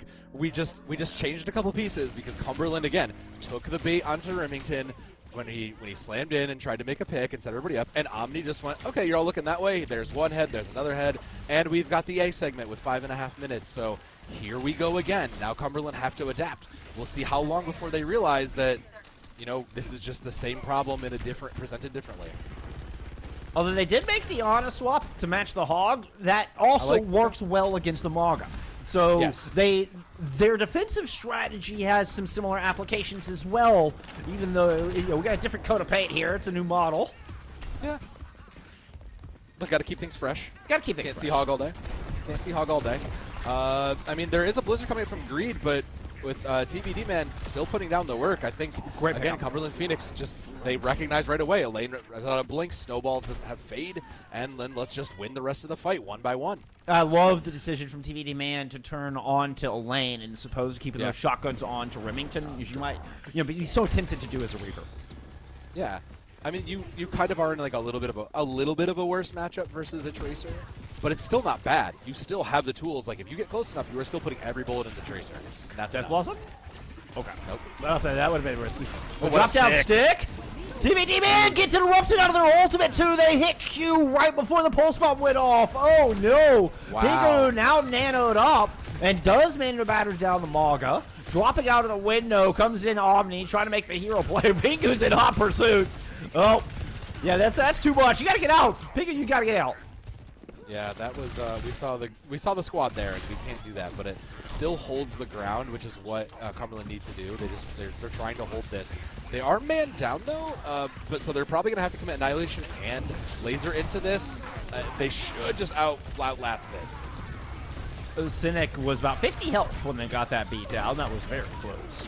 Pingu was hit by a nasty overrun in the orbital. This is just going to add insult to injury here. Actually late there from Vander, excuse me, to save Pingu. Yeah. I mean, for the side of Grand Canyon though, like Ray didn't really get too much value, so you kind of got that for free. It's gonna be a quick engage with the Kitsune Rush is my bet. Maybe see who they can try to cage up. Yeah, no, the orbital was way too late in that fight. Got no value. Yeah. As I say, Grand Canyon are in a prime position to kind of follow this up. They'll have Kitsune Rush. They can cage anybody in. And if they're tracking well, they know there's no counter. There's no Blizzard. There's no Death Blossom. And there's no Ray because the Ray was just spent. So Grand Canyon have a good means. They just need to make sure they get an isolation with this cage. And Omni's has the sight lines to capitalize. Wow. Yeah, that was That's dirty. I mean, I was thinking you're going to have to get a perfect speed ring down. And, I mean, it was Vander got it down, but couldn't make it to it. Didn't even get back to the speed ring in time for the disengage. Gets caught way too far forward. Now, a good Blizzard has punished this position from Remington. Green's able to find that kill, but now has literally a sliver of health. Dom gets him topped up. Then the threat of the overclock, but Omni lands 2 back-to-back to finally put him into the respawn timer. Now it's just 2 supports trying to hold on for dear life back here. I mean, points already captured, but the overclock was still good. Major perks are now coming online. I mean, 3 minutes for this Grand Canyon squad. And again, the Phoenix have the answer. They know what to do. They're just, unfortunately, a little bit out ultimated right now. They held on to Remington's cage fight. They'll have a sound barrier to go with it, so the longer fight looks good. This Nano's probably going to go on the TBD, man, so this Nano Blossom has... Wow, Nano Blossom, I haven't said that forever. It has to be huge. I mean, it's going to be Death Blossom right into the cage. The Nano actually goes on to Pingu. Got to hold a lot using the damage mitigation, speed ring up. They're trying to pursue, but Vander is down. Now, with double flex support, you still have an Ana in the mix. Remington low, great roll out of Green, denied some healing, but everybody who gets in front of Remington just gets cut down. Just follow the dancing Samoan, I guess, this time. It's not the pig this time. It's follow the dancing Samoan, Jeff, because we're just going to keep following Remington. Last second shots here from Cumberland. I mean, Annihilation, Blizzard, and Orbital Ray are all just on deck. Cumberland need to survive. If they survive to get all three online, they win. The TVD man goes down immediately. Never mind. There's some sustain gone. The auto distracted by a pulse bubble. I mean, there's a gift for Cumberland, but they can't take advantage of it. Wow. 98 towards that Annihilation, 90% towards the Blizzard. They were so close to all those big stalling ults, but as it stands, I mean, 2.5 minute time big difference. Yeah, the positive, at least for the Cumberland squad, is that they do get a chance to push and they get another go around as opposed to just having to capture, having to defend. I think they're like I said, I think they know what they need to do. We saw them do it against the Hog. I think they just need to kind of recalibrate, take a second, and figure out what to do because it's the same. Oh, don't! Why do you gotta do that? Gosh, look at the damage between Omni and Remington are just both. I mean, the elims between the two of them are also just so high. Omni's almost at 30. Remington's at 26. I mean, and the assist from Snowball. Snowball's is in almost every kill at 21. Like, you can see just how this team, although they're very deathmatchy and very independent, they come together to complete a kill. And that, I think, says a lot about that squad. They're very independent, but at the same time, they set each other up and they help each other out for success. Just spectacular teamwork.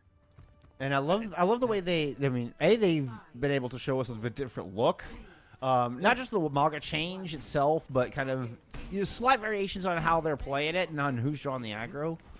I also love how they just continually keep pressure on. There might have been a couple of questionable ults, but the idea of constantly keeping their foot on Cumberland's throat and making them fight for everything, even if Grand Canyon are down in those fights, which they won't be here. It's another first blood for Omni. But Grand Canyon just seem relentless. Just relentless in their style. And just look at that kill feed. Elaine gets 2, but there is a team behind that. Every single kill is just getting called out. Okay, we're on this person next. We're on this person next. They are laser focused on getting this and going on. The Cumberland squad just unfortunately didn't really get a chance to even start the rotation because TVD man just got focused right on out. It's still the neutral here. And with the positional advantage that Grand Canyon are going to take on this choke point, I don't know that Cumberland can break through. Green needs to win a duel. TVD man also probably needed to survive on the front line, and unfortunately it doesn't look like either are going to happen. Pingu doesn't even make it past statue here. It will be a full hold in the OT. I mean, Cumberland only had a minute, realistically, so expectations weren't exactly, like stellar. We weren't expecting them to get, for a full clear, but maybe a point, maybe a third. But that was just, man, that was just dominant from Grand Canyon. Like you said, they never let up the aggression.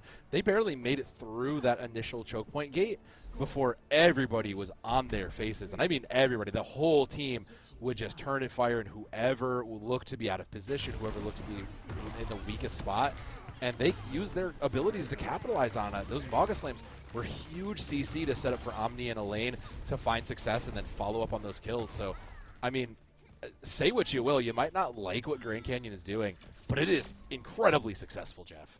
I love that last overrun we just caught. That was a great catch. That was huge. Yeah. I mean, it catches Elaine right after a blink. Like, it was the perfect prediction on where Elaine was going to blink to, because they had to stop the overrun before the blink came in. So it was a predictive hit on that overrun from Remington. That was really cool.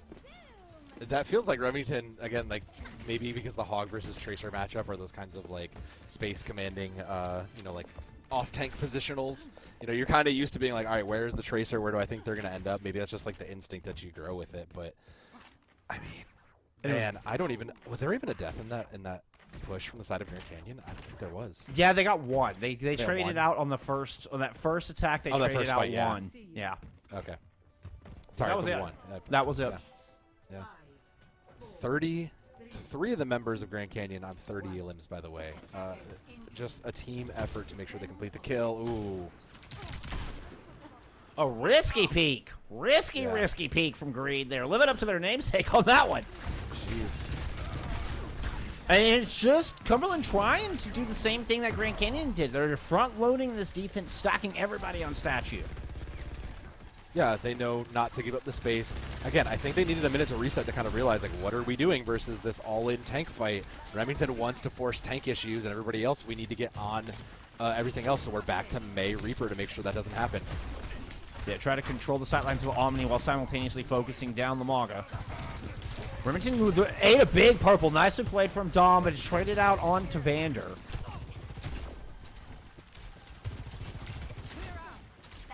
Remington will be back a bit faster, so Grand Canyon, again, might push the tempo. They might try to move faster here. I wouldn't be shocked if we saw Remington just slam right in and just see who's there. Elaine has gotten some important position on this high ground, waiting, poised to converge. TVD man low. Great is going to fall. Snowballs getting into the mix. Now the blink into the back line. Elaine looking to distract the support to allow Remington to win the front line fight. The support stays strong, though. And Vander turns around for a beautiful headshot. Gets rid of that pesky fly. What a play. Vander is out of there. Pig is still alive. Nano boost onto Vander. No surprise after that performance. And it's a sleep dart kill out of Dom to cap that. Oh, we've got ourselves a map. We do. I mean, the nano may be a little unnecessary, but it was needed in the moment. Maybe it was a fear. I mean, both Kitsune rushes are up. Omni's coming into an overclock, and there's not much in the way. So Grand Canyon just need to get Omni into the high ground position, and you can see they're going to try to clear it off, get Omni an angle to light up the kill feed. That's their best chance to close this out and get away from a draw. Really smart positioning from Grade 4. Solane recall out early. Now they're forced to go to low ground, but the Kitsune rushes are both out. Pulse, little anxious, goes right between two players in the back. Ooh. Omni, though, that OC might be the difference maker. Big chunky shots into Pingu makes it an easy finish for Remington. Same can be said for TVD man. And Cumberland put up a good fight here on this defense, but it will eventually collapse under the weight of Grand Canyon U. I mean, that is a tough spot to be in for Cumberland, because once you get Remington in check, Omni just pops up, and it is a regular whack-a-mole of who is going to take control of the game between GCU. I mean, great recognition that they had the ult advantage and they could just push a little bit further, setting Omni up for success on that. Again, making sure that they had the lane for Omni to get shots, not just onto the tank but into the backline, but just beautifully done from Grand Canyon to make sure, they could outwit and outplay against the Cumberland squad. I love it. And it's drawn up from their own playbook. It's originality, Yes. it's creativity, and it's leaning into their strengths. And it's exactly part of the fun of this Division 4. And you know what?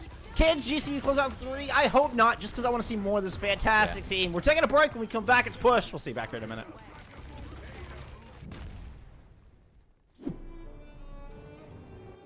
What am I supposed to say? It doesn't matter. He's dead. He ain't listening to you anyway. I'm hungry. No. Put it away. I can't watch it. Oh, crap. Just reach in. You gotta pull it. Just grab it. Just take it out of his hand. What do you mean you can't?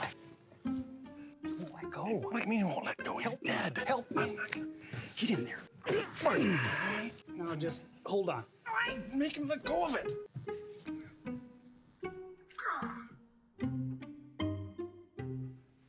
No, I got you. Just go in for a hug. Go and get on in there. It's a bad loss. Yeah, hug him up. Just reach. Hug him up. He's breathing. I think it's on the other side. Go. I can't. Just- I can't do it.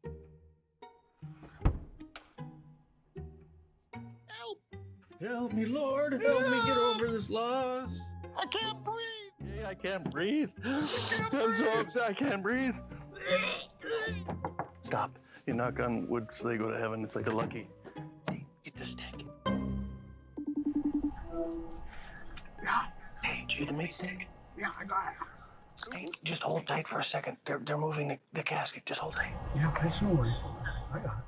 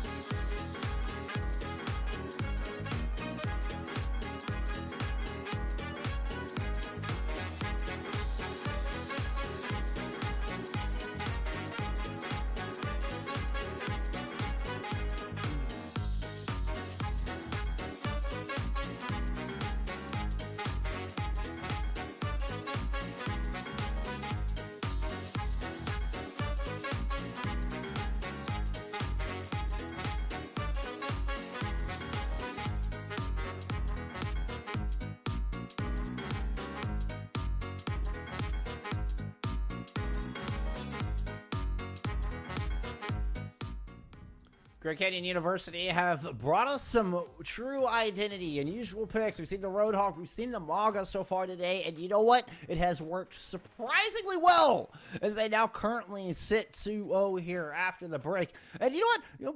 We're about an hour and a half into our broadcast here today. It's about when I start getting a little bit peckish. You may need a snack. You know what's a great snack here, Sam? Some Windsor Snack Farm Sticks.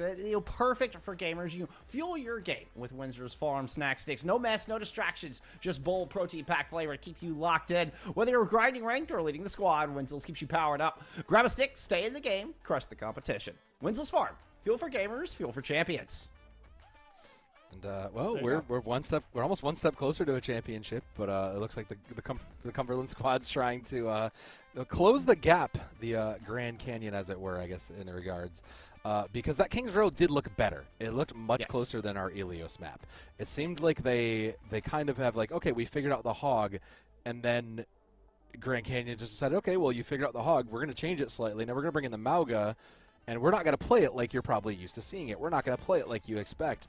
And Cumberland just couldn't seem to quite find the answer or, make the pieces work for it. So their consolation prize is a push map, and they have selected Runasapi, which, once again, like, not really enough data, but I do think that if we're going to see something like a Hog or a Mauga, I do think that these sightlines that Runasapi provides could help you. They're not necessarily going to help you win the tank fight, but they will help you win against Omni, who Omni has just been we've been kind of praising Remington, but Omni has been the real mastermind paired with Elaine, and the backline's just winning fights out, just closing out fights while Remington's out having fun. No, GCU strategy does not work nearly as well if Omni is not clicking heads as accurately as they are, consistently as they are. It is very much a pick composition, and guess what? Omni's delivering picks left and right. It has been nasty. And a lot of the time in the neutral. A lot of time where it's just good quality, charge up a rail shot, boom, done. Yep. I am curious. Yep. Oh, I'm sorry. Go ahead. I'll say, but if that rail doesn't come, you got to remember Elaine is also there on those flanks to follow up right on those targets. So there's layers of threats. One of the things I was thinking about here, looking at this map pool, was I'm kind of surprised between having Coliseo and Esperanza also available that Runasapi ends up being the pick. Runasapi, very ground and pound and can give Remington a lot of avenues to play around, a lot of room to work, particularly on a Maga. Runasapi was very popular map pick, in the Maga meta because of that reason, because you have so many choices. Yeah, I'm actually kind of surprised, like you said, we didn't end up at maybe an Esperanza, because, that is a lot harder. The points that you control are a little harder for something like a Hog or a Mauga to really kind of maintain and work out of. You have small spaces, you have side little alleyways to pop out of, but you really don't have a lot of space to control. So I have to assume, again, this is a Cumberland choice. They've practiced here. They're more comfortable here. I wouldn't be shocked if we see something like the Diva pop back up, maybe the Diva with the Ana, particularly because there are a few high ground spots that you might want to try to contest, particularly if you're going to try to win something like a ranged duel, or if you're going to try to enable your Ana to hit those purples to follow up on. Let's remember, Ana alone can win fights with an anti-nade, and it's just as simple as land, nade, everybody follow up. I actually don't hate Ball here. Ball's fantastic. You want to deal with one nuisance, you put another nuisance out there, and I like that actually. I was still distracted by Heart Llama. I don't blame you. It is very adorable. I want one. I don't blame you. Sorry. One day you'll get to South America, Jeff. One day. One day. Unfortunately, we get no Heart Hammond. No. No. I actually really like that. I know. When I was looking at the, they were sticking with the Reaper Soj. I agree. Actually, goes the Soj last second. It made me question the Wrecking Ball as we do get back into the brawl comp. Now it's a question of, do Cumberland point all their guns at Remington, or do they try to find the squishies? I mean, TBD, man, at a minimum has to keep those bullets coming into Hog. That is a big target for your shotguns. And there goes Dom. So our positioning was just immediately punished with a follow-up two playing coastline. And I think Cumberland tried to get in on the back line first, but they don't scout Remington. They don't keep the Hog in check. There was I mean, just kind of caught flat-footed back there. I mean, Dom Yeah. got hooked in the back. Oh, no, we're just moonwalking down the street. Some aura coming out of here from GCU. Look, Grand Canyon, I can't blame them. They're feeling themselves. They know they have control of the car right now. And like I said, this is just Remington's sandbox right now. He is just running around, being a nuisance, and the rest of the team is following it up. There's always someone there to capitalize on the calls that he's making. And I can't hear it, but I can hear it in my head where he's just, I got a hook, let's go. And everybody's focused on me, and everybody's following it up so much that they are leading across all ult charges, Jeff. They are just dominating that department. Good read here. TVD Man actually recognizes Remington has been separated. He's able to put some good damage in, but doesn't have the Lucio speed, doesn't have the backup they need. The rest of Cumberland now tries to regroup in that small room with TVD Man, but Remington is able to back away, take a breather, and is now feeling no worse for wear. A low Vander gets caught. Lane with a great recognition of that low health target. Yep, and again, everybody's too busy watching Remington run around, and everybody else is focusing out targets that they need to win. We've spent cooldowns trying to get away from Remington, and that leaves Dom and Vander open to just follow up, or Omni to hit a shot that just wins that duel. It's 55. The butt scratch is already come and gone, Jeff, and Grand Canyon, 2 fights chained together. They have 3 ultimates coming up, and they are holding the angles to do this, but Cumberland have the numbers of ultimates to kind of push back. They have the space control. They have Kitsune. They should. Well, now I'm not as interested. It's Wow.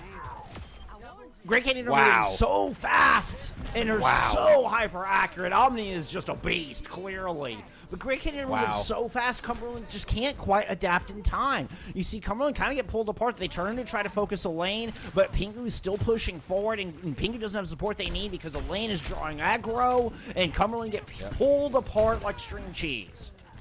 Omni does it again. It just opens up these fights. There's the Kitsune rush. I don't think they need much more for Grand Canyon.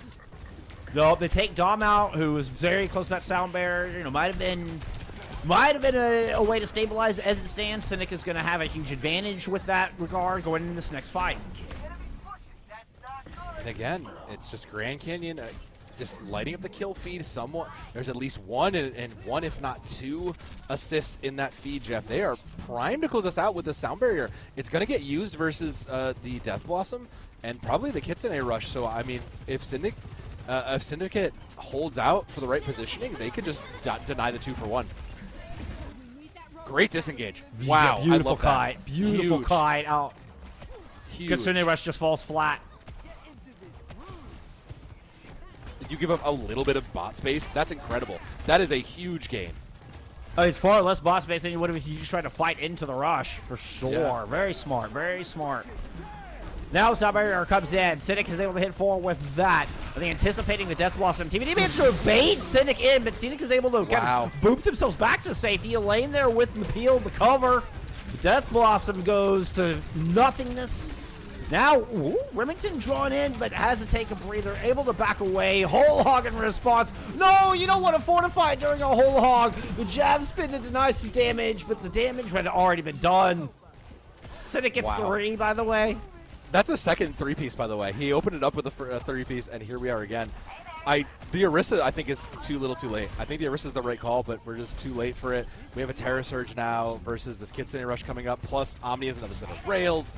I mean, Grand Canyon, they're just going to, again, they're going to lure into a trap here. They're going to reposition, and they're going to punish is the very likely scenario. Suzu forced to use for Vander. Elaine once again on the flank. It was a 1v1 against Vander.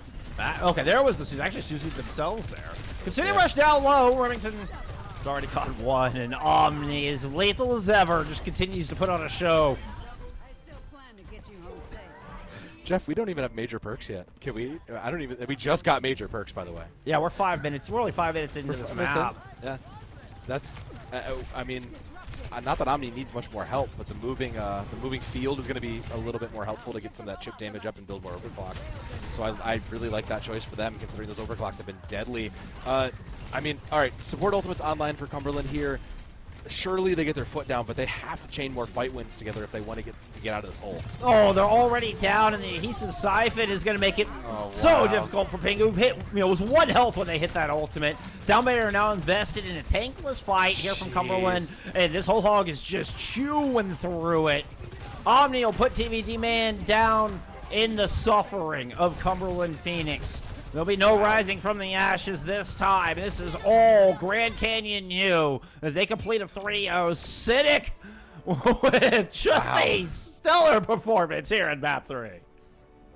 I am sorry, Grand Canyon U. I was unfamiliar with y'all's game, and I am now going to be keeping an eye on you guys in the future because that was a incredible showing here in the Nationals playoffs. A number 2 seed, you know, admittingly, you know, I was a team that maybe flew under the radar. I didn't really know much about them. I didn't really know why they'd necessarily earned it. Even on paper, their record was like, okay, good, but this was a phenomenal showing from them. They just looked like a squad that just decided how they want to play Overwatch and where we're going to play it, and Cumberland was just there for the ride. And remember, Cumberland is a program that has some top-tier names and supports and coaches behind them, so for Grand Canyon U to kind of turn around and make an appearance like this against a name like Cumberland, that is a huge, huge deal.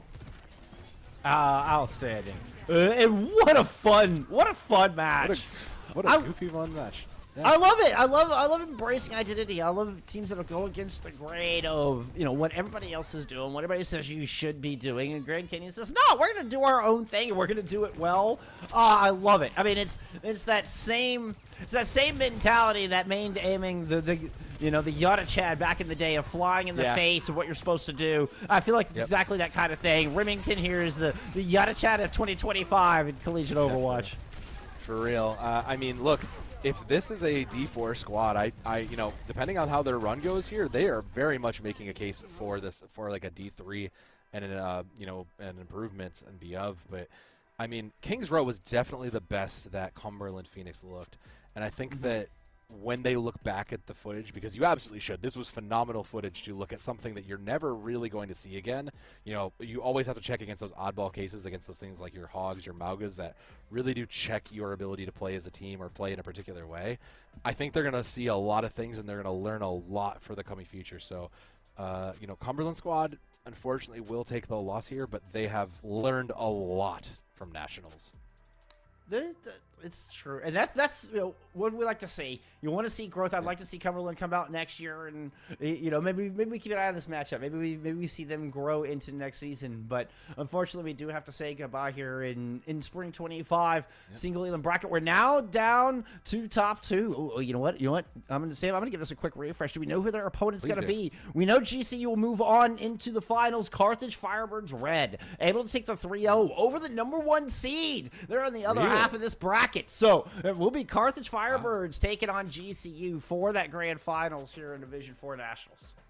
That is going to be an interesting one. I don't know if we'll get to see it, but you should absolutely check in with those teams when you can, because there's still one more week of that, and unfortunately it's not going to be us, Jeff, but you should absolutely check in next week to see what incredible games we've got. No, hey, next weekend we will be in San Antonio, Texas for your Division 1 matchups. We're going to have all of our titles there represented in an amazing LAN event down in San Antonio. So keep an eye out for that going on next weekend. But until then, that is going to be all for us tonight. Thank you so much for hanging out. We really do appreciate all the support from you friends, from our friends over at Winsel's Farm, as well as G Fuel, excuse me. And yeah, that is going to do it for us tonight. For Sam and myself, Hippie and Rachel, thank you so much for hanging out. Everybody at NECC, we will see you next week in conclusion of Nationals. Bye, friends. Take care.